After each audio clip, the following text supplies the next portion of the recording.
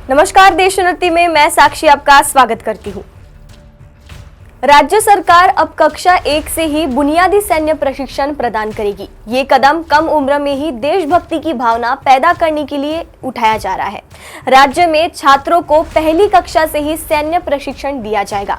जानकारी सामने आ रही है कि राष्ट्र प्रथम की भावना को जगाने के लिए ये कदम उठाया जा रहा है। स्कूली शिक्षा मंत्री दादा भूसे ने नासिक में एक सार्वजनिक कार्यक्रम में इसकी घोषणा की है। भूतपूर्व सैनिक, खेल शिक्षक, राष्ट्रीय कैडेट कोर मतलब एनसीसी, स्काउट गाइड छात्रों को ये सैन्य प्रशिक्षण देंगे। भूसे ने कहा कि इसके लिए वो राज्य के 2.5 लाख भूतपूर्व सैनिकों की मदद लेंगे।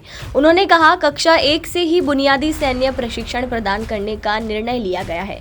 इसीलिए छात्रों में देश के प्रति प्रेम, नियमित शारीरिक व्यायाम और अनुशासन पैदा करने के लिए ये निर्णय लिया गया है।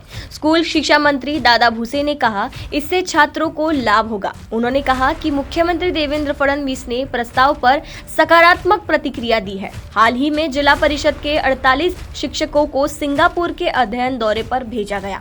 सिंगापुर की शिक्षा प्रणाली में राष्ट्र प्रथम की अवधारणा देखने को मिली। इसलिए इसी कड़ी को आगे बढ़ाते हुए राज्य में कक्षा 1 से ही राष्ट्र प्रथम की अवधारणा को लागू किया जाएगा। इसके लिए शिक्षा मंत्री भूसे ने बताया कि कक्षा 1 से ही सैन्य प्रशिक्षण दिया जाएगा। छात्रों की स्वास्थ्य जांच को भी प्राथमिकता दी जाएगी। इसके लिए छात्रों के स्वास्थ्य कार्ड बनाए जाएंगे। छात्रों की स्वास्थ्य जांच की जाएगी, ऐसा भूसे ने बताया है।